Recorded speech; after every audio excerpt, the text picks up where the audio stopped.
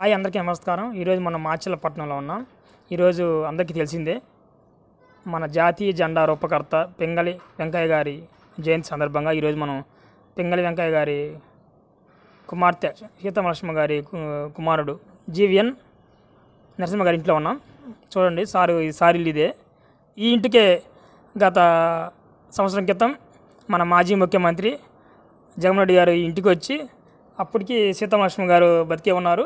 అప్పుడు ఈ ఇంటికి వచ్చేసి ఆమెగారిని పరామర్శించి ఆమెగారిని చూసి ఈ ఇంట్లోనే మన మాజీ ముఖ్యమంత్రి గారు వచ్చారు. చూడండి ఈ విజువల్స్. అప్పటి ముఖ్యమంత్రి జగన్మోహన్ రెడ్డి గారు ఈ ఇంటికి వచ్చేసి సీతామహాలక్ష్మి గారిని పరామర్శించి ఆమెకి మంచి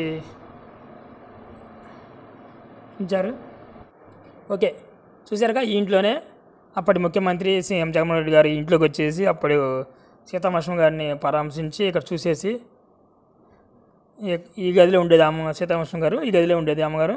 అప్పుడు ఇక్కడికి వచ్చేసి ఆమె చూసి ఆమెకు చిరు సత్కారం చేసి ఆమెకు ఒక షీల్డ్ అందించి ఇక్కడే ఈ హాల్లోనే ఉన్నారు. ఇప్పుడు సార్ ఉన్నారు మన ముందు, జీవిఎన్ నరసింహ గారు. సార్ నమస్కారం. సార్ ఉన్నారా? నమస్కారం సార్, ఉన్నారా? నమస్తే. బాగున్నారు సార్? సారు పింగళి వెంకయ్య గారి గురించి ఒక బుక్ కూడా రాశారు, అది ఆల్రెడీ అందరికీ తెలుసు. బుక్లో చాలా విషయాలు పొందుపరిచారు. ఈరోజు స్పెసిఫిక్గా పింగళి వెంకయ్య గారి జయంతి సందర్భంగా మనం సార్తో కలిసి కొన్ని విషయాలు ప్రజలకు తెలియజేసే ప్రయత్నం చేద్దాం. నమస్తే సార్, ఎలా ఉన్నారు? అంత హ్యాపీగా? ఓకే సార్, ఈరోజు తెలుగు ప్రజలు ఎవరైతే ఉన్నారో అందరూ ప్రతి ఒక్కరు ఈరోజు వాట్సాప్ కానీ, స్టేటస్ కానీ, ఫేస్బుక్లో కానీ పింగళి వెంకయ్య గారు రూపొందించిన జాతీయ జెండా అని ఫేస్బుక్ పెట్టడం, ఆయన ఫోటో పెట్టడం మీకు ఎలా ఉంది సార్? చాలా ఆనందంగా ఉందండి. ముందుగా ఈ టీవీ వీక్షిస్తున్నటువంటి అందరికీ కూడాను, ప్రేక్షకులందరికీ శుభాకాంక్షలు. ఈరోజు జాతీయ పతాక రూపకర్త మా తాతగారైన పింగళి వెంకయ్య గారి 147వ జయంతి. ఈ ఉత్సవాలు దేశమంతటా కూడా జరుపుకుంటున్నారు. ఇది సంతోషించదగ్గ విషయం. నిజానికి ఒక దశాబ్దంన్నర క్రితం వరకు పింగళి వెంకయ్య గారంటే ఎవరికి తెలిసేది కాదు. మన ఉభయ రాష్ట్రాల్లో కూడా తెలుగు వారికి కూడా ఆయన ఎవరో పెద్దగా తెలిసేది కాదు. మన జెండా రూపకల్పన జరిగి 103 సంవత్సరాలు అయింది. అయితే చాలా గాంధీ గారు ఆయన యంగ్ ఇండియా పత్రికలో పింగళి వెంకయ్య గారు దీని రూపకల్పనకి పూనుకున్నారు అని చెప్పి, ఆయన చేసినటువంటి జెండా రూపకల్పనలో పింగళి వెంకయ్య గారు చేసిన కృషి గురించి ఆ యంగ్ ఇండియా పత్రికలో రాయబట్టి అది కూడా జనాలకి, మన దేశ ప్రజలకి తెలియవచ్చింది. అయితే చాలా కాలంగా ఇందాక నేను చెప్పినట్లు ఎవరూ పట్టించుకోలేదు. అయితే 2 సంవత్సరాల క్రితం ఆజాదీ కా అమృత మహోత్సవ సందర్భంలో, అంటే మనకి స్వాతంత్రం వచ్చి 75 సంవత్సరాలు నిండుతున్న సందర్భంలో ప్రధాని మోడీ గారి పిలుపు మేరకు ఆ రోజుల్లో స్వాతంత్రోద్యమంలో త్యాగాలు చేసినటువంటి అనేక మంది మహనీయులు, వాళ్ళ గురించి నేటి యువతరానికి ఏమీ తెలియదు కాబట్టి ఈ ఆజాదీ కా అమృత మహోత్సవ సందర్భంలో వారికి తెలియజెప్పే బాధ్యత మనకు ఉండాలనే ఉద్దేశంతో చాలా కార్యక్రమాలు ఆయన నిర్వర్తించాలని చెప్పి దేశ ప్రజలను కోరటం జరిగింది. అన్ని రాష్ట్రాల వారిని కోరడం జరిగింది. అయితే మన రాష్ట్రంలో, ఆంధ్రప్రదేశ్లో అప్పటి ముఖ్యమంత్రి శ్రీ వైఎస్ జగన్మోహన్ రెడ్డి గారు ఈ ఆజాదీ కా అమృత మహోత్సవం 75 వారాల వేడుకలను ఎక్కడ ప్రారంభించాలి అన్నప్పుడు పింగళి వెంకయ్య గారి కుటుంబం, ముఖ్యంగా ఆయన ఏకైక కుమార్తె ఘంటసాల సీతామహాలక్ష్మి, మా అమ్మగారు, వారు నివసిస్తున్నటువంటి ఈ మాచర్ల, గుంటూరు జిల్లా మాచర్లకు వచ్చి ఇక్కడ వారి సమక్షంలో ఈ ఆజాదీ కా అమృత మహోత్సవ వేడుకను ప్రారంభించాలని చెప్పి భావించి అది ఆచరించి చూపెట్టారు. ఆయన స్వయంగా ఇక్కడికి వచ్చి మా అమ్మగారిని సత్కరించటం, దీని ద్వారా ఉభయ రాష్ట్రాల ప్రజలకి, దేశంలో చాలామందికి పింగళి వెంకయ్య గారు అంటే ఎవరు, ఆయన చేసిన సేవలు ఏమిటి అనేవి తెలియవచ్చాయి.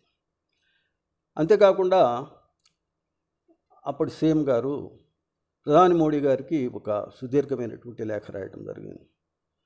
దానిలో పింగళి వెంకయ్య గారు చేసినటువంటి సేవల్ని మెన్షన్ చేస్తూ భారతరత్నకి ఆయన అర్హుడు, ఇచ్చేటువంటి దాని గురించి ఆ భారతరత్న ప్రదానం చేయడానికి ఆ విషయంలో ఆలోచించండి అని చెప్పి రాయటం జరిగింది. అయితే ప్రధాని మోడీ గారి నుండి సానుకూల మైన సమాధానం కోసం భారత ప్రజలు, ముఖ్యంగా మన ఉభయ రాష్ట్రాల ప్రజలు వారు నిరీక్షిస్తూ ఉన్నారు. అయితే ఈ ఆజాదీ కా అమృత మహోత్సవాలు చివరికి వచ్చినప్పుడు 2022 సంవత్సరం, అంటే 2 సంవత్సరాల క్రితం ఆగస్టు 2న మా తాతగారి 145వ జన్మదినం జయంతి ఉత్సవాల సందర్భంగా మోడీ గారి సంకల్పం మేరకు న్యూఢిల్లీలో కేంద్ర ప్రభుత్వం వారు పెద్ద ఎత్తున ఒక కార్యక్రమం ఏర్పాటు చేయాలి అని వారు నిర్ణయించడం జరిగింది. అయితే వారి ఉద్దేశం మా అమ్మగారిని న్యూఢిల్లీ తీసుకువెళ్ళి ఆవిడకి పింగళి వెంకయ్య గారి 145వ జయంతి వేడుక సందర్భంగా ఘనంగా సత్కరించాలి ఆవిడ్ని అని చెప్పి భావించారు. దురదృష్టవశాత్తు ఈ కార్యక్రమం తలపెట్టిన, అంటే 2022 సంవత్సరం ఆగస్టు 2వ తేదీకి 13 రోజుల ముందు మా అమ్మగారు స్వర్గస్థులయ్యారు.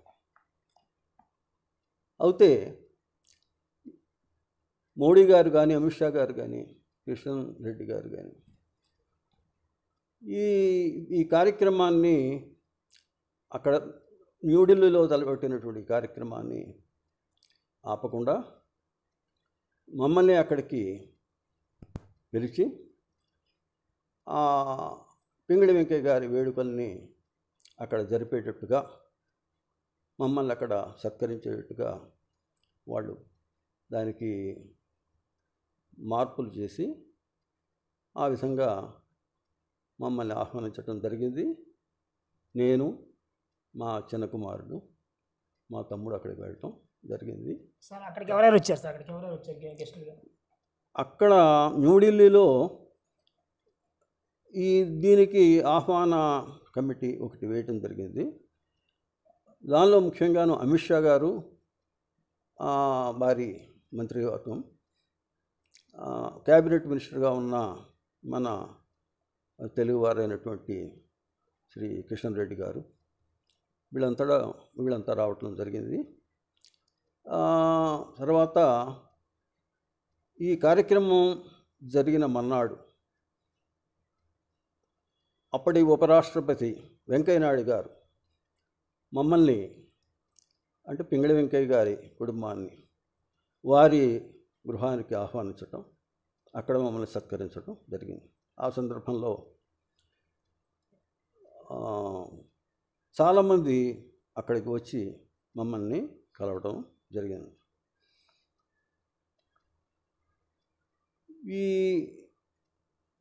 ఈ కార్యక్రమం జరగడం వలన దేశ ప్రజలకే కాకుండా ఇతర దేశాల వారికి కూడా పింగళి వెంకయ్య గారు ఒక స్వాతంత్ర సమరయోధుడిగా ఆయన దేశానికి చేసిన, ఆ రోజుల్లో చేసిన సేవల గురించి పూర్తిగా తెలియవచ్చింది.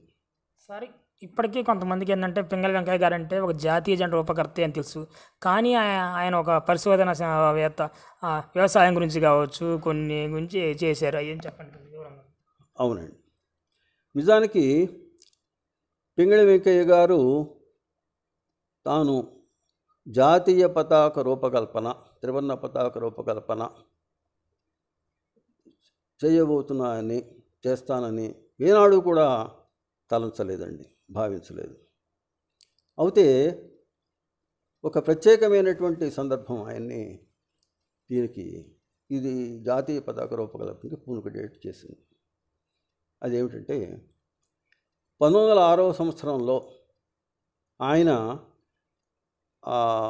కలకత్తాలో జరిగినటువంటి అఖిల భారత మహాసభలకి అటెండ్ అవటం, అక్కడ ఉన్నటువంటి అప్పుడు ఉన్నటువంటి బ్రిటిష్ వారి పరిపాలనలో ఉన్న పద్ధతుల ప్రకారం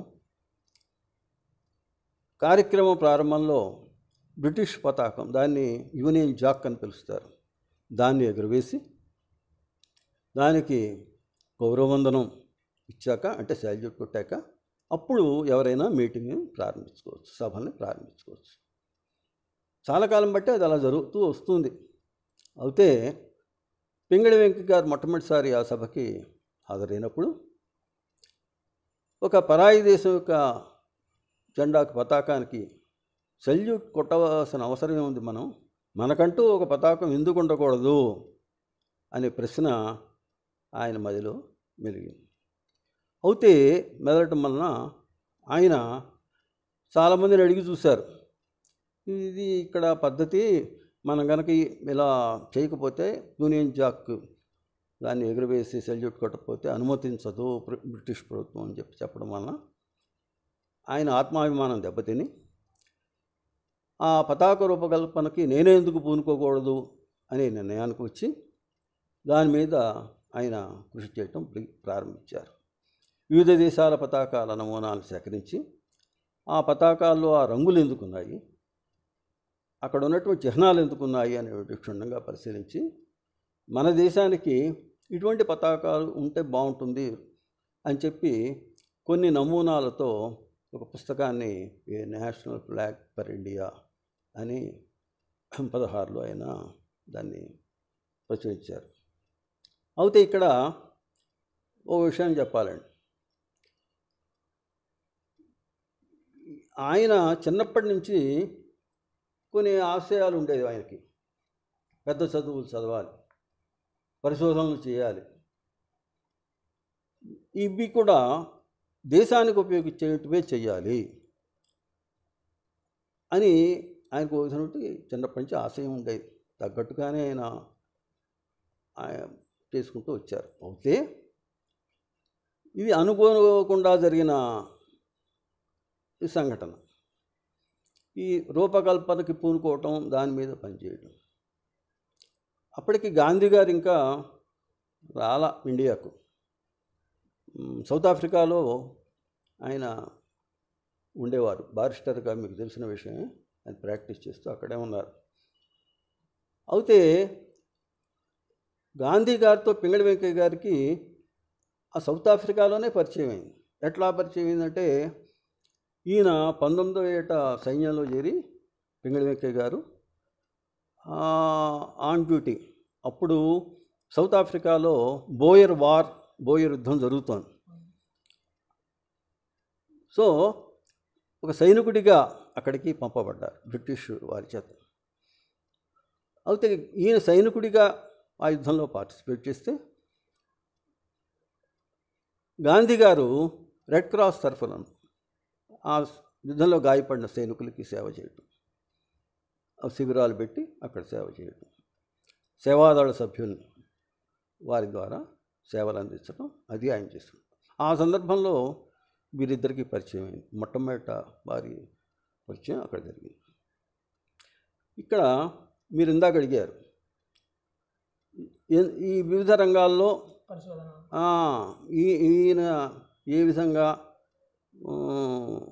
ఆ రంగాల్లోకి ప్రవేశించారు.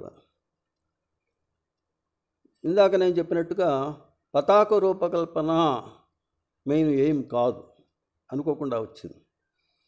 ఆయన ముఖ్య ఉద్దేశం పరిశోధన చేయటం, దేశానికి ఉపయోగించేటువంటి పరిశోధన చేయటం. అయితే ప్రారంభంలో ఈయన సైన్యంలో పార్టిసిపేట్ చేయటం, అందువల్ల ఈయన్ని సిపాయి వెంకయ్య అని పిలిచేవారు. బోయర్ వార్లో పార్టిసిపేట్ చేయడం వల్ల సిపాయి వెంకయ్య అని పిలిచేవారు. తిరిగి వచ్చేసాక చదువుల మీద పరిశోధనల మీద ఆయనకు ఇంట్రెస్ట్ కాబట్టి చదువు కొనసాగించాలనే ఉద్దేశంతో ఆయన చాలా అంటే తల్లిదండ్రుల మీద ఆధారపడకూడదు. మన చదువులకు కానీ పరిశోధనలకు కానీ సొంతంగా సంపాదించుకునే డబ్బుతోనే ఈ కార్యక్రమాలు నడపాలి, కానీ తల్లిదండ్రుల మీద పిల్లలు ఆధారపడకూడదు. అది ఆయనకున్నటువంటి కొన్ని ప్రిన్సిపల్స్లో అదొకటి అన్నమాట. అందువలన సంపాదన, చదువు, చిన్న చిన్నవి చాలా చేశారు ఉద్యోగాలు. ఉదాహరణకి ఆ రోజుల్లో ప్లేగ్ వ్యాధి ప్రబలం బాగా ఎక్కువగా ఉన్న రోజుల్లో ప్లేగ్ ఇన్స్పెక్టర్గా పనిచేశారు, కొంత సంపాదించారు. తర్వాత ఆయన శ్రీలంక వెళ్ళి కొలంబో యూనివర్సిటీలో సీనియర్ కేంబ్రిడ్జ్ పరీక్షలకి ప్రిపేర్ అయ్యి అక్కడ అగ్రికల్చరు, పొలిటికల్ సైన్స్ వాటిలో ఆయన మొదటి ర్యాంకులో ఉత్తీర్ణమయ్యారు. తర్వాత మళ్ళీ వచ్చేసాక రైల్వే గార్డుగా చేశారు. ఎందుకు చేశారు? సంపాదించాలి, చదువుకోవాలి, చదువు ఖర్చు అవుతుంది. రైల్వే గార్డులో కొంతకాలం చేశాక తిరిగి ఆయన భాష అంటే ముఖ్యంగాను మనకు భాష విషయ పరిజ్ఞానం ఉండొచ్చు, కానీ భావ వ్యక్తీకరణకు భాషా పరిజ్ఞానం ముఖ్యం. ఈయన స్వాతంత్ర ఉద్యమంలో కేవలం దక్షిణ భారతదేశంలోనే కాకుండా ఉత్తర భారతదేశంలో కూడా విస్తృతంగా పర్యటించి ఆ సభలలో ఆయన ప్రసంగాలు చేసేవారు. అప్పుడు ఉత్తర భారతదేశంలో ఇక్కడ నేను తెలుగే మాట్లాడతానంటే కుదరదు కదా, అందువలన ఈ భాషా పరిజ్ఞానం, వివిధ భాషలు సంబంధించిన భాషా పరిజ్ఞానం బాగా ఉపయోగించింది. ఆయన తెలుగే కాకుండా ఇంగ్లీష్, ఉర్దూ, హిందీ, సాంస్క్రిట్ ఇత్యాది భాషలు అనర్గళంగా మాట్లాడగలిగేవారు. అంతేకాకుండా ఇంకో విచిత్రమైనది ఏమిటంటే జపానీస్ భాష. ఇది కూడా ఆయన లాహోర్ వెళ్ళి పట్టుదలతో ఆ భాషని నేర్చుకుని ఆ రోజుల్లో జపానీస్ భాషని అనర్గళంగా మాట్లాడగలిగే ఒక భారతీయుడిగా గుర్తింపు పొందారు. అందుకే ఆయన జపాన్ వెంకయ్య అని పిలిచారు. తర్వాత ఆయన చాలా కాలం లెక్చరర్గా మనకి ఇక్కడ మచిలీపట్నంలో జాతీయ కళాశాలలో లెక్చరర్గా చేరారు. అందువలన ఆయన లెక్చరర్ వెంకయ్య అని పిలిచేవారు.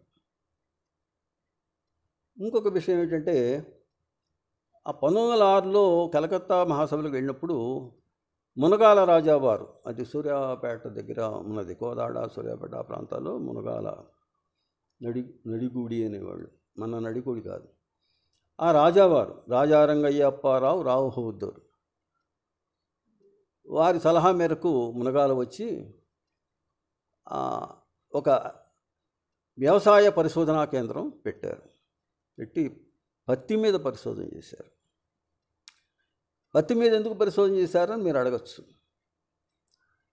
ఆ రోజుల్లో విదేశీయ వస్త్రాల మోజు తగ్గించడానికి గాను స్వదేశీ వస్త్రాలు, ముఖ్యంగా ఖాదీ, దాన్ని ప్రోత్సహించడానికి ప్రయత్నాలు జరుగుతూ ఉండేవి.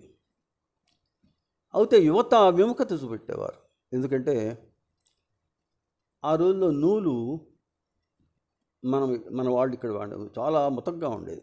ఆ ముతక వస్త్రాలు ధరించడానికి ఇష్టపడేవాళ్ళు కాదు. ఇది గ్రహించిన వెంకయ్య గారు సన్నని ఫైన్ వెరైటీ అనమాట, ఫైబర్ ఇచ్చేవి, ఆ కాటన్ వెరైటీ, అవి రాజావారితో చెప్పి అమెరికా నుంచి గింజలను తెప్పించుకుని వివిధ రకాల గింజల్ని హైబ్రిడైజేషన్ జరిపి ఒక కొత్త పత్తి రకాన్ని వంగడానికి కనిపెట్టారు. దాన్ని కాంబోడియా పత్తి ఈయన కనిపెట్టింది. అతి సున్నితమైన ఫైబర్ని ఇచ్చేటువంటి ఆ కాటన్ వెరైటీ కాంబోడియా పత్తి కనిపెట్టారు. కాబట్టి పత్తి వెంకయ్య అని ఆయన్ని పిలిచేవారు. అది పరిశోధన. సార్ మేము విన్నాం మీ రాసిన బుక్స్లో టంగుటూరి ప్రకాశ్ పంతులు గారికి వెంకయ్య గారికి ఎలాంటి అనుభవం సంబంధం ఉండేది? ఎలాంటి సంబంధం? వీరంతాను ఒక ప్రాంతం వారి, కృష్ణా జిల్లా వారి. అంటే ఏదో మీటింగ్లో మీరు రాసిన బుక్స్లో ఏదో మీటింగ్లో ఆయన వస్తే ఆయన లేచి నిలబడి వెంకయ్య గారికి గౌరవించి వెంకయ్య గారు చాలామందితో వీరికి పరిచయాలు ఉండేవి. మీకు ఒక ఉదాహరణ చెప్తా. ఈయన పనిచేసినటువంటి బందరు జాతీయ కళాశాల తర్వాత కాలంలో స్వర్ణోత్సవాలు జరుగుతున్న రోజుల్లో 1963లో ఈయన చనిపోయారు. 61లో జరిగింది. కాకపోతే దానికి అప్పుడు ఉపరాష్ట్రపతి అయిన సర్వేపల్లి రాధాకృష్ణన్ గారిని ముఖ్య అతిథిగా పిలవటం జరిగింది. అయితే సర్వేపల్లి రాధాకృష్ణన్ గారు కూడా అక్కడ అధ్యాపకుడిగా కొంతకాలం చేశారు. వెంకయ్య గారు అక్కడ చాలా కాలం అధ్యాపకుడిగా పనిచేస్తూ అదే కాలంలో ఈ గాంధీ గారి కోరిక మేరకు పతాక రూపకల్పన చేయటం జరిగింది. సో ఈ సర్వేపల్లి రాధాకృష్ణన్ గారు వెంకయ్య గారంటే చాలా ఇష్టపడేవారు. ఆ కార్యక్రమానికి ఆయన వచ్చినప్పుడు వెంకయ్య గారిని అతిథిగా పిలిచారు, విశిష్ట అతిథిగా పిలిచారు. ఇక్కడ ఒక విషయం చెప్తాను. విజయవాడ నుంచి ఈయన్ని బందరు తీసుకెళ్లే ఏర్పాటు కార్యక్రమ నిర్వాహకులే జరిపారు. అయితే అనివార్య కారణం వలన లేట్ అయింది ఈయన వెళ్ళటం. అప్పుడు సభ నిర్వాహకులు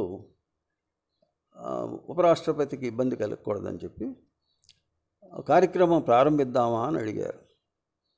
అప్పుడు వారిని మందలించడం జరిగింది. సర్వేపల్లి రాధాకృష్ణ గారు, పెద్ద ఆయన్ని పిలిచాము, మనం ఆయన గౌరవం ఇవ్వాలి, ఏ కారణం మీరే కదా ఏర్పాటు చేసింది, ఆయన వచ్చాక ప్రారంభిద్దాం అని చెప్పి ఆపి ఆయన వచ్చాక స్వయంగా ఆయన దిగి వెళ్ళి డయాస్ ఆయన్ని సాదరంగా ఆహ్వానించి స్టేజ్ మీద ఆయనకి సన్మానం అంటే సత్కరించడం జరిగింది. ఈ విధంగా చాలామంది వెంకయ్య గారు అంటే చాలా గౌరవించేవారు. తర్వాత కాలంలో లాల్ బహదూర్ శాస్త్రి గారు కానీ వీరంతా కూడాను వారంటే చాలా గౌరవాన్ని చూపెట్టడం జరిగింది. లాల్ బహదూర్ శాస్త్రి గారు స్వయంగా వచ్చి మన విజయవాడ గాంధీ హిల్ మీద పింగళి వెంకయ్య గారి నిలువెత్తు చిత్రపటాన్ని ఆవిష్కరించి మొట్టమొదటిసారిగా వెంకయ్య గారు చేసిన సేవల్ని ప్రజలకి తెలియజెప్పారు. మన అప్పటి ప్రధాని లాల్ బహదూర్ శాస్త్రి గారు. సరే, ఈయన వెంకయ్య గారికి ఇందాక మన పరిశోధనల మీద చాలా ఇంట్రెస్ట్ అని చెప్పుకున్నాం కదా. ఈయన చేసినటువంటి పరిశోధనలో అత్యంత ముఖ్యమైనది ఏమిటంటే డైమండ్స్ మీద, వజ్రాల మీద పరిశోధన. అసలు ఈ పరిశోధనలు ఎందుకు చేస్తున్నారని మీరు అడగచ్చు. ఇందాక పత్తి పరిశోధనకి కారణం ఏంటని చెప్పారు. దానికి ఫైన్ వెరైటీ. ఈ వజ్రాల మీద లేకపోతే మైకా మీద వీటి మీద పరిశోధనకు కారణం ఏమిటి అంటే అతి ముఖ్యమైనది దేశ ఆర్థిక పరిపుష్టికి దోహదం చేస్తాయి. అందువలన ఇప్పుడు ఆయన వ్యవసాయం మీద పరిశోధన చేసేటప్పుడు కూడా కేవలం పత్తే కాదండి, వాణిజ్య పంటల్ని ప్రోత్సహించాలి, వాటి మీద కూడా పరిశోధన చేశారు. ఎందుకు చేశారు? వాణిజ్య పంటల్ని చెరకు, పొగాకు ఇటువంటివి నిర్లక్ష్యం చేయొద్దు. ఎందుకంటే అవి ఆర్థిక పరిపుష్టికి దోహదం చేస్తాయి, దేశం యొక్క ఆర్థిక పరిపుష్టికి. అదే మోస్తరుగా ఇక్కడ వజ్రాల మీద ఆ రోజుల్లో చాలామంది నమ్మేది ఏమిటంటే బొగ్గు నుండి అది బొగ్గు పీడనానికి లోనైనప్పుడు వజ్రాలు ఏర్పడతాయని ఒక అపోహ ఉండేది. అపోహ కాదు, కొన్ని సందర్భాల్లో అవి ఏర్పడటం అనేది చూడటం జరిగింది. జోహాన్స్బర్గ్లో, అది సౌత్ ఆఫ్రికా. అక్కడ ఈయన పరిశోధనలు చేసి ఏం చెప్పారంటే ఎల్లవేళలా అది నిజం కాదు, బొగ్గు నుంచి ఏర్పడదు. ఇది వజ్రాలను ఏర్పరిచే తల్లిరాయి పేరుంట రాక్ అనేటువంటిది ఒకటి ఉన్నది, దాని నుంచి ఇవి ఏర్పడతాయని చెప్పి ఆయన పరిశోధనలో కనిపెట్టారు. ఆయన ఒక ఛాలెంజ్ కూడా చేశారు. దేశంలో ఉన్నటువంటి ఇతర దేశాల్లో ఉన్న జియాలజిస్టుకు కూడా ఆయన ఛాలెంజ్ చేశారు. ఆయన జీవిత చరిత్ర ఆ పుస్తకంలో మీరు ఆయన ఇచ్చిన ఛాలెంజ్ ఏమిటో అది తెలుసుకోవచ్చు చదివి. సార్ ఇంతటి మహోన్నత వ్యక్తికి ఎందుకు భారతరత్న అయ్యలేదు ఇప్పటిదాకా ఈ ప్రభుత్వం కూడా? ఇక్కడ గమనించదగ్గ విషయం ఏంటంటే, ఆయన ఇవన్నీ కూడా ఎందుకు చేశావు అని అడిగితే దేశభక్తి. ఆయన ఏదైనా నేను దేశం కోసమే చేశా, నా దేశం కోసం చేశా, దేన్ని ఆశించి నేను చేయలేదు. ఆయన పబ్లిసిటీ కోరుకోలేదు. అవును సార్, ఇప్పటికి కూడా ఆయన ఒక్క ఫోటోనే ఉంది. ఆయన ఒక ఫోటో ఇప్పుడు పత్రికల వారు కానీ ఎవరైనా వచ్చి మీ గురించి చెప్పండి, వ్యాసం రాస్తాము, ఫోటో ఇవ్వండి, వేసుకుంటా ఉంటే ఆయన ఒప్పుకునేవారు కాదు. మీ మీ నా గురించి అక్కడ రాసేంత ఘనకార్యం నేనేం చేయలేదు, ఏం చేసినా నేను దేశం కోసమే చేశా, సో దానికి ప్రచారం అవసరం లేదు అనేవారు. దురదృష్టం ఏంటంటే చివరి రోజులు చాలా దుర్భరంగా గడిచాయి. ఆయన నిజానికి ఇన్ని పరిశోధనలు చేసిన వారు, ఇంతమంది పెద్దవాళ్లతో ఆ రోజుల్లో రాజకీయ నాయకులతో కానీ ఇతరులతో కానీ ఆయన కొంచెం ఆర్థికంగా అంత ఇబ్బంది పడాల్సిన అవసరం లేదు. అయినా ఆయన తను ఏర్పరచుకున్నటువంటి కొన్ని ప్రిన్సిపల్స్ అన్నమాట, వాల్యూస్, వాటి గురించి ఆయన నిలబడ్డారు. సో అందువలన పబ్లిసిటీ ఏం కోరుకోలేదు, ఎవరి నుంచి ఎంత దుర్భర పరిస్థితుల్లో జీవితాన్ని గడుపుతున్నా ఎవరి నుంచి చేయి జాచి సహాయం అడగలేదు. చిట్టినగర్లో ఒక కూలిపోతున్నటువంటి చిన్న పాక, అది కూడా ఆయన సొంతం కాదు, వారి రెండవ అబ్బాయి ఆ రోజుల్లో మిలిటరీలో చేసినందుకు గాను అలాట్ చేయబడిన ప్రభుత్వం ఇచ్చినటువంటి స్థలం, దానిలో ఓ చిన్న పూరి గుడిసి వేసుకుని దానిలో ఉండేవారు. ఎన్ని ఇబ్బందులు వచ్చినా చివరి క్షణాల వరకు దానిలోనే గడిపారు. కానీ ఆయనకు అవకాశం ఉన్నా బయటకు మాత్రం వెళ్ళాల, ఎవరి నుంచి ఏదీ ఆశించలేదు. చివరి రోజుల్లో ఆయన మిత్రులు పెద్ద పెద్దవాళ్ళు చాలామంది ఉన్నారు. విజయవాడలో ఉన్నవాళ్ళు ఏదో విధంగా ఆయన డబ్బిస్తే తీసుకోరు, ఆర్థిక సాయం ఒప్పుకోరు. కాబట్టి ఏదో విధంగా ఆయన ఆదుకోవాలనే ఉద్దేశంతో డాక్టర్ టీవీఎస్ చలపతిరావు గారు ఎమ్మెల్యే, మీకు తెలుసు, విజయవాడ, తర్వాత ఆంధ్రపత్రిక ఎడిటర్ వేలంరాజు వెంకటశేషయ్య, చాలా ప్రఖ్యాతి చెందిన ఇంజనీర్ కేఎల్ రావు గారు, తర్వాత కాంగ్రెస్ ట్రెజరరు మా పేరున్నాయన సిరీస్ రాజు, జిఎస్ రాజు అని చెప్పి వారు, ఇటువంటి మిత్రులంతా కలిసి మనం ఏదో ఒకటి చేయాలనే సంకల్పంతో ఒక సన్మాన కార్యక్రమం ఏర్పాటు చేశారు. ఎందుకు వెళ్ళి ఆయన ఒప్పించడానికి అడిగితే, నాకు సన్మానం ఏంటి, నేను చేయించుకోను అని. లేదండి, మీరు ఆ రోజుల్లో ఇప్పుడు జెండా వేశారు కదా అంటే, జెండా దేశభక్తి కదా, దేశానికి జెండాను వేసిచ్చా, దానికి విలువ కట్టడం ఏమిటి, నాకు సన్మానం ఏమిటి, గుర్తింపు ఏమిటి అని అంటారని చెప్పి ఏం చెప్పారంటే వీళ్ళు, మీరు అప్పుడు ఒక పుస్తకం రీసెర్చ్ చేసి బుక్ రాశారు కదా, a national flag for India. So ఆ బుక్ రాసినందుకు గాను దేశ పౌరులు మీకు సన్మానం చేయాలనుకుంటున్నారు, దయచేసి ఒప్పుకోండి అంటే సరే అన్నారు. సన్మానం చేశారు. కొద్ది నెలలకే ఆయన చనిపోవటం జరిగింది. ఇవేమీ అనుభవించకుండా ఆయన యాక్చువల్గా 1963 జూలై 4న ఆయన స్వర్గస్థులయ్యారు. ఓకే సార్, అంతటి మహోన్నత వ్యక్తి మనవడు సీతామహాలక్ష్మి కొడుకుగా పుట్టడం సమాజంలో మీకు ఎలా ఉంది? ఇలాంటి గౌరవం చూస్తుంటే జనాల్లోకి వెళ్తుంటే ఎలా ఉంది? మన త్రివర్ణ పతాకం మన ప్రైడ్, మనకి గర్వకారణం. ఇతర దేశాలలో మన దేశానికి ఒక చిహ్నంగా ఒక గుర్తింపునిచ్చేటువంటిది మన జాతీయ పతాకం. ఈ త్రివర్ణ పతాకం 140 కోట్ల భారతీయులకు ప్రతీక. అయితే ఇటువంటి ఈ 140 కోట్ల భారతీయుల ఆత్మగౌరవానికి చిహ్నంగా ఉండేవి, ప్రతీకగా ఉండేవి ఈ త్రివర్ణ పతాక రూపకల్పన ఒక తెలుగువాడు చేయటం అనేటువంటిది తెలుగువారందరికీ గర్వకారణం, భారతీయులకి గర్వకారణం, తెలుగువారికి గర్వకారణం. అటువంటి మహానుభావుడి కుటుంబంలో జన్మించటం నేను గర్వంగా కాకుండా అదృష్టంగా భావిస్తున్నా, చాలా అదృష్టంగా భావిస్తున్నా. ఇది మొదట్లో నేను ఈయనకి గుర్తింపు రాలేదు. మా అమ్మగారు ఘంటసాల సీతామహాలక్ష్మి గారు మాచల్లో నా వద్ద 30 సంవత్సరాలుగా ఉండటం జరిగింది.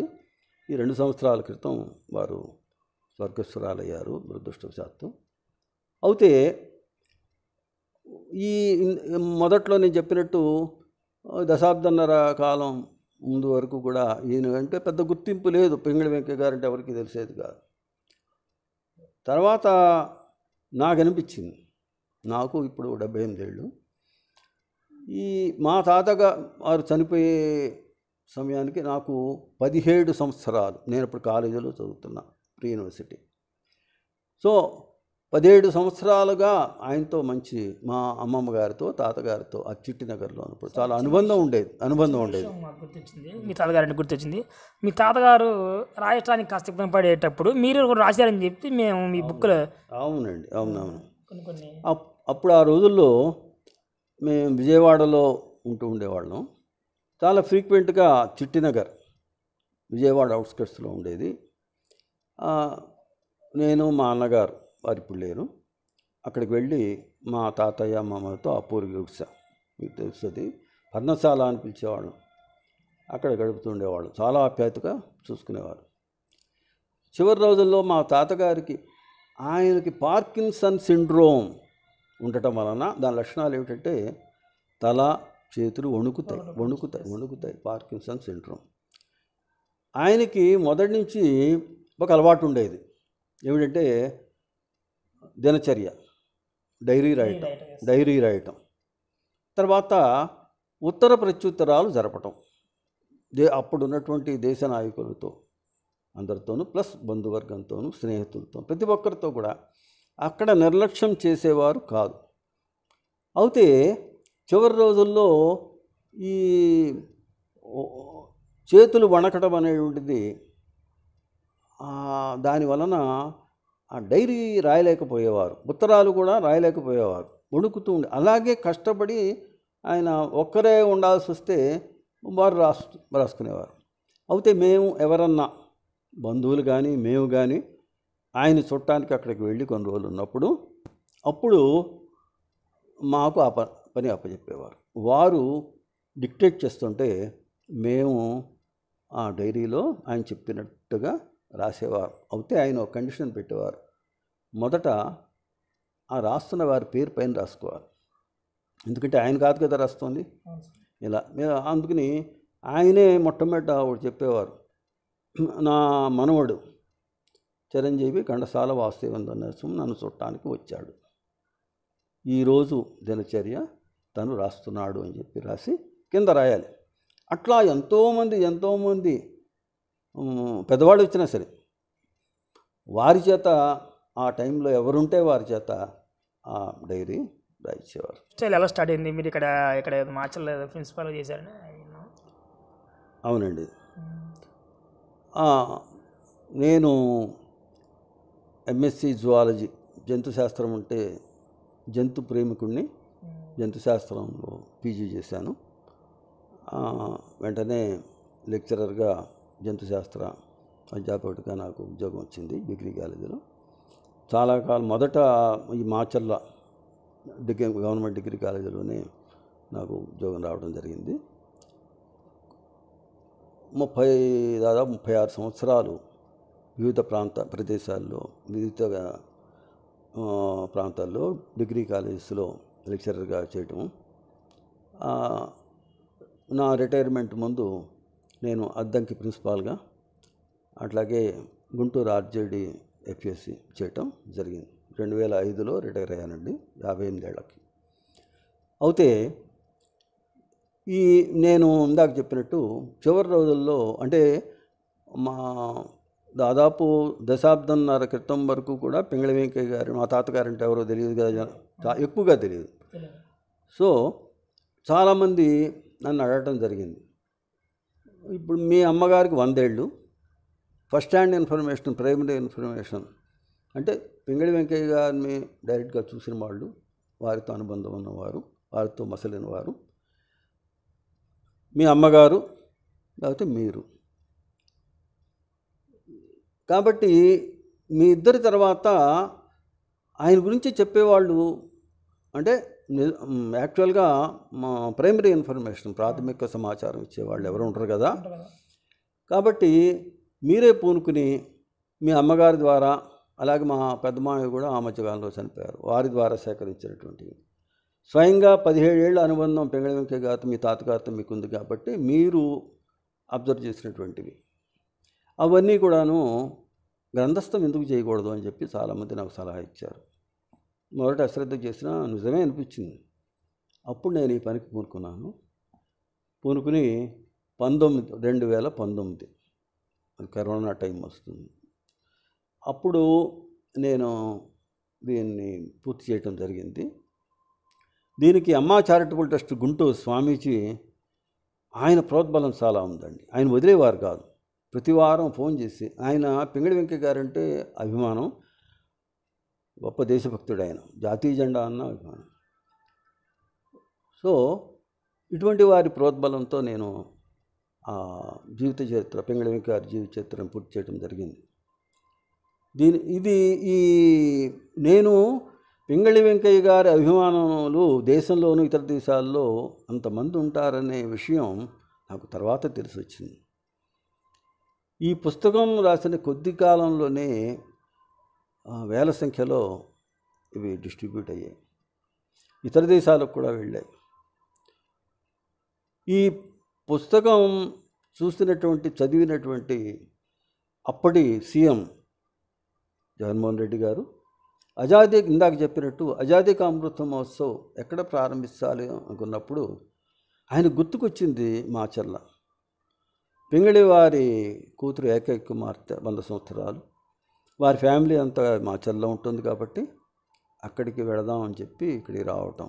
దీనికి కారణం నేను నా పుస్తకమనే భావిస్తున్నా. ఇంతేకాకుండా ఇంకో విషయం చెప్పాలి. ఈ మధ్యకాలంలో జగ్గయ్యపేట, కృష్ణా జిల్లా 150 అడుగుల జాతీయ జెండా ఎత్తుకున్న జాతీయ జెండా ఆవిష్కరణ సందర్భంలో ఆంధ్రప్రదేశ్ గవర్నర్ శ్రీ నజీర్ గారు వారు రావటం జరిగింది. ఆ సందర్భంగా పింగళి వెంకయ్య గారి మనవణ్ణి అయినటువంటి నన్ను అక్కడికి ఆహ్వానించడం జరిగింది. ఆవిష్కరణ తర్వాత మా దంపతులని అక్కడ గవర్నర్గా చాలా ఆప్యాయంగా పలకరించి, నేను ఇచ్చిన పుస్తకం ఆయన స్వీకరించి మాకు ఘనంగా సన్మానం, సత్కారం చేయటం జరిగింది. ఇలా ఈ మధ్యకాలంలో, ఇంతేకాకుండా ఇతర దేశాల వారు కూడా చాలామంది నా ఇంటర్వ్యూలు తీసుకోవటం, అక్కడ అమెరికా వారు కానీ, న్యూజిలాండ్ వారు కానీ, ఖతార్ వారు కానీ. దీన్ని బట్టి ఏమర్థమవుతుందంటే కొన్ని మనం చేసే పనులు మనకు మంచిగా జరుగుతాయి. నిర్లక్ష్యం మొదట్లో చేసిన ఈ పుస్తకం రాయటం వలన చాలామందికి పింగళి వెంకయ్య గారు అంటే ఎవరు, వారి దేశానికి చేసిన సేవలు ఏమిటి అనేటివి తెలియవచ్చాయి. సో నేను లెక్చరర్గా 36 ఏళ్ళ సర్వీస్ చేసిన, ప్రిన్సిపాల్గా చేసిన, అధ్యయుడిగా చేసిన, అప్పుడు రాని సంతృప్తి ఈ పుస్తకం రాశాక మా తాతగారి గురించి ప్రపంచానికి తెలియజెప్పే సాధనలో నా పుస్తకం కూడా ఒకటైంది. నేను దానికి పూనుకోవటం అనేటువంటిది చాలా, అది నేను గర్వంగా భావిస్తున్నాను ఆ పని చేసినందుకు. నిజంగా ఇంతమంది దేశంలోనూ విదేశాల్లో మీరు పింగళి వెంకయ్య గారి అభిమానులు ఉంటారని నేను ఎప్పుడూ భావించలేదు. నిజంగా నాకు ఆనందంగా ఉంది. ముఖ్యంగా ఈ ఓపికతో ఇంతసేపు జాతీయ పతాక రూపకర్త అయినటువంటి పింగళి వెంకయ్య గారి గురించి మీరంతా కూడా వీక్షకులు నేను చెప్పగా తెలుసుకునే ప్రయత్నం చేయటం, దీనికి మీ ఛానల్ వాళ్ళకి మీ అందరికీ విషయాలు ధన్యవాదాలు తెలియజేస్తున్నాను. చాలామంది పింగళి వెంకయ్య గారి అభిమానులు చాలామంది వచ్చేసి అలాంటి మహోన్నత వ్యక్తి విగ్రహాలు పెట్టడం కానీ కొన్ని చోట్ల ప్లస్ ఏదైనా స్ట్రీట్లు కానీ పేరు పెడితే బాగుంటుంది అంటున్నారు. దీని గురించి మీ అభిప్రాయం? నిజానికి రాజ్యసభలో కృష్ణకాంత్ గారు చైర్పర్సన్గా ఉన్నప్పుడు ఖమ్మంపాటి రామ్మోహన్ రావు గారు సభ్యులు వారు అక్కడ సభలో ప్రశ్న లేవనెత్తడం జరిగింది. పింగళి వెంకయ్య గారి ఫ్యామిలీని రాష్ట్రం కానీ దేశం కానీ పట్టించుకోవద్దు, అంటే రాష్ట్ర ప్రభుత్వం కానీ కేంద్ర ప్రభుత్వం కానీ పట్టించుకోవటం లేదు అని అన్నప్పుడు ఆ కృష్ణకాంత్ గారు ఈ రాష్ట్ర ప్రభుత్వానికి కేంద్ర ప్రభుత్వానికి లేఖ రాయటం జరిగింది, ఈ విషయంలో మీరు ఏం చేస్తున్నారు అని. ఆ సందర్భంగా రాజ్యసభ నుంచి కృష్ణకాంత్ గారు మాకు ఫోన్ చేసి మా అమ్మగారిని నన్ను కూడా వారు అడగటం జరిగింది. ఈ పింగళి వెంకయ్య గారి కుటుంబ సభ్యులుగా మీకు ఏం కావాలి, ఇస్తాం, ప్రభుత్వం సిద్ధంగా ఉంది అంటే మేమున్నాం, మాకేం అక్కర్లేదండి, దేవుడి దయ వల్ల మేము బాగానే ఉన్నాము, మా అమ్మగారు కూడా బాగానే ఉన్నారు, మేము బాగానే చూసుకుంటున్నాం, నేను ప్రిన్సిపాల్గా చేస్తున్నా. అయితే మా ఇద్దరు రిక్వెస్ట్ ఏమిటంటే వారికి పింగళి వెంకయ్య గారికి మా తాతగారి పేరు లైమ్ లైట్లకు వచ్చేటట్టుగా దేశ ప్రజలందరికీ తెలిసేట్టుగా చెయ్యండి, ఏం కావాలి చెప్పండి, మీరే సలహా ఇవ్వండి అని అడిగారు. ఒకటే చెప్పాం. ఒకటి, ఆయన పింగళి వెంకయ్య గారిది స్టాంపు రిలీజ్ చేయండి, సిబిఎస్ సిలబస్లో వారి జీవిత చరిత్ర పాఠ్యాంశంగా చేయండి. మూడవది, విజయవాడలోనే కాకుండా ఇతర రాష్ట్రాల ముఖ్య పట్టణాల్లో వారి విగ్రహాన్ని ఏర్పాటు చేయండి. దీని ద్వారా చాలామందికి పింగళి వెంకయ్య గారు అంటే ఎవరో తెలుస్తుంది అని అడగటం జరిగింది. ఇమ్మీడియట్గా అంటే వారు సానుకూలంగా స్పందించారు. సంబంధిత డిపార్ట్మెంట్స్కి రాయటం, అక్కడి నుంచి కూడా మాకు మేము ఈ కార్యాచరణలో పెట్టే ప్రయత్నం చేస్తామని సానుకూల స్పందన రావడం జరిగింది. స్టాంప్ అయితే రిలీజ్ అయింది. సిబిఎస్ సిలబస్ ఈసారి మార్చినప్పుడు సిలబస్ మార్చేటప్పుడు పెడతామన్నారు. విజయవాడలో ఆ విగ్రహ ప్రతిష్టకి ఖాళీ లేదు, స్థలం సరైన సూటబుల్ ప్లేస్ లేదు. వారు ఎక్కడో మారుమూల పెడతా ఉంటే మేము ఒప్పుకోవాలి. ప్రముఖమైనటువంటి అందరికీ తెలిసే చోట పెడితే ఉపయోగం, కానీ మారుమూల పెడితే ఉపయోగం. అందుకని అది ఒకటి పెండింగ్లో ఉంది. ఇక్కడ ఒక విషయం చెప్పాలండి. ట్యాంక్ బండి మీద, విజయవాడ ట్యాంక్ బండి మీద ఎన్టీ రామారావు గారు ఆయన ముఖ్యమంత్రిగా ఉన్నప్పుడు అనేక మంది ప్రముఖుల తెలుగువారి విగ్రహాలు అక్కడ ప్రతిష్ఠించడం జరిగింది. వారు అక్కడ పింగళి వెంకయ్య గారి విగ్రహాన్ని కూడా ప్రతిష్ఠించడం జరిగింది. ఇందులో ఒక విషయం చెప్పాలి. విగ్రహాలు పెట్టడం, లేకపోతే ఇందాక మీరు అన్నట్లు పింగళి వెంకయ్య గారికి సంబంధించినటువంటి ఇతరత్ర కార్యక్రమాలు జరపటం, స్ట్రీట్స్కి పేరు పెట్టడం, ఇటువంటివి ఓకే, మంచిదే, దానికి కాదంటలేదు. కానీ యాక్చువల్గా ఈ విగ్రహాలు అనేటివి ప్రారంభించినప్పుడు బాగానే ఉంటాయి, ప్రతిష్ఠించినప్పుడు. తర్వాత పట్టించుకునేవాళ్ళు లేక చాలా విగ్రహాలు అవి శిథిలం అయిపోతున్నాయి. లేకపోతే రాజకీయ నాయకులు అంటే లేకపోతే ప్రజలు కానీ వాటిని పట్టించుకోకపోవడం వలన ఏం జరుగుతుందంటే మంచి కన్నా ఎక్కువ చెడే జరుగుతుంది. అవి శిథిలం అయిపోయి, పాడైపోయి, కూలిపోయి, అది దురదృష్టకరమైనటువంటి ఇదిగా మారుతుంది. అందువలన మంచిదే ఉండాలి. ఎందుకంటే ట్యాంకు బండి మీద విగ్రహం ఉంది, అనేక మంది ట్యాంకు బండి మీద సెలవు రోజుల్లో వస్తారు. సందర్శకులు సందర్శకులు చూస్తారు. చిన్నపిల్లలు పిల్లలు తల్లిదండ్రులను అడుగుతారు ఈ ఎవరిది అని, వారు చెప్తారు. అలాగే సిబిఎస్ సిలబస్లో ముఖ్యంగా చెప్తే దేశమంతా సిలబస్లో పింగళి వెంకయ్య గారి జీవిత చరిత్ర పాఠ్యాంశంగా చేరిస్తే 3 లెవెల్స్లో వీరి గురించి తెలియడం జరుగుతుంది. ఒకటేమిటి, పిల్లలకి పాఠం బోధించాలంటే టీచర్లు చదవాలి, హోంవర్క్ చేయించాలంటే ఇంటి దగ్గర పేరెంట్స్ ప్రిపేర్ అవ్వాలి. అల్టిమేట్గా టీచర్స్ అక్కడ పిల్లలు గ్రహిస్తారు. సో ఈ సిబిఎస్ సిలబస్ అడగటం వల్ల లాభం అది. ఇకపోతే మెమోరియల్స్ అంటారా, ఇందాక మీకు చెప్పాను, విజయవాడలో ఈ విగ్రహం పెట్టడానికి అవకాశం లేకపోయినా కొన్ని చిన్న విగ్రహాలు బస్ట్ సైజు అక్కడక్కడ పెట్టడం జరిగింది, ఏఈఆర్లు ఒకటి అట్లా. అయితే విక్టోరియా మ్యూజియం అని చెప్పి గవర్నర్పేటలో ఉన్నది. ఆ విక్టోరియా మ్యూజియం అనేటిది ఇప్పటిది కాదండి, దశాబ్దాల కాలం బట్టి అక్కడ ఉన్నది. ఆ విక్టోరియా మ్యూజియం దీని చరిత్ర చెప్పాలి.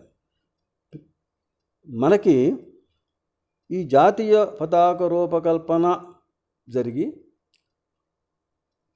1921వ సంవత్సరం మార్చి 31, ఏప్రిల్ 1 తేదీలలో ఆ వెన్యూ ఎక్కడ, విజయవాడలోని విక్టోరియా మ్యూజియం మెయిన్ హాల్లో జరిగింది. అప్పుడు కాంగ్రెస్ మహాసభలు, జాతీయ మహాసభలు విజయవాడలో జరుగుతున్నప్పుడు గాంధీ గారు, కస్తూరిబా, పటేల్, మోతీలాల్ నెహ్రూ ఇటువంటి ఉద్దండులంతా కూడాను విజయవాడ రావడం జరిగింది. గాంధీ గారు పింగళి వెంకయ్య గారు చేస్తున్న పతాక రూపకల్పన విషయంలో మనకంటూ ఒక పతాకం ఉండాలి అనుకుని భావించిన ఆయన దాని మీద కృషి చేస్తున్న విషయం గాంధీ గారికి తెలిసి ఈ పతాక రూపకల్పనకి సరైన వాడు పింగళి వెంకయ్య గారు అని చెప్పి భావించి ఆ కార్యక్రమానికి ఈయన ఆహ్వానించి విజయవాడలో, నాకు నువ్వు ఎప్పటి నుంచో కోరుతున్నావు కదా, ఆ నమూనాని వేసి ఇవ్వగలవా అంటే, అప్పుడు ఆయన ఆంధ్రజాతీయ కళాశాలలో లెక్చరర్గా చేస్తున్నారు. దీనికి ఆహ్వానించబడ్డారు. 3 గంటల వ్యవధిలో నమూనా గీసి గాంధీ గారికి ఇవ్వడం జరిగింది. అది జరిగినటువంటి ప్రదేశం విక్టోరియా మ్యూజియం మెయిన్ హాల్. ఆయన జ్ఞాపకార్థం ఇప్పుడు ఆ విక్టోరియా మ్యూజియం పేరుని బాపు మ్యూజియంగా మార్చాక ఆ మెయిన్ హాల్ని పింగళి వెంకయ్య గ్యాలరీ అని పెట్టి అనేక దానిలో ఈ పాలరాతి విగ్రహాలు, అందులో గాంధీ గారికి పింగళి వెంకయ్య గారు పతాక నమూనాను బహుకరిస్తున్నటువంటిది, వెనకాలంతా కూడాను అప్పుడున్నటువంటి దేశ నాయకులు వీక్షిస్తున్నటువంటిది ఒక పెద్ద ఎగ్జిబిట్ అక్కడ ఉంది.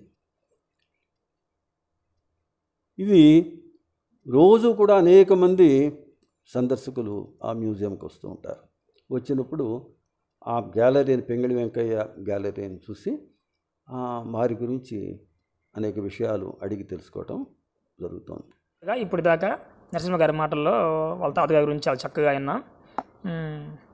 ఇలాంటి మహోన్నత వ్యక్తి విగ్రహాలు కావచ్చు, విగ్రహాలు మెయిన్ కోటలో పెడితే బాగుంటుందని, ప్లస్ ఇంకొక విషయం ఏంటంటే ఇలాంటి మహోన్నత వ్యక్తి గురించి మ్యూజియంలో కూడా కాస్త చిన్న చిన్న బుక్స్ కానీ ఏదైనా ఆయన విగ్రహాలు కానీ కాస్త ఆయన చేసిన మంచి పని, ఎట్లాంటి జెండా ఉంది, ఇప్పుడు ఈ జెండా అప్పట్లో గాంధీ గారికి వెంకయ్య గారు జెండా ఇచ్చినటువంటి దృశ్యం ఇట్లాంటి పెడితే యువతకి, పిల్లలకి అర్థమయ్యే విధంగా బాగుంటుందని మా ఉద్దేశం.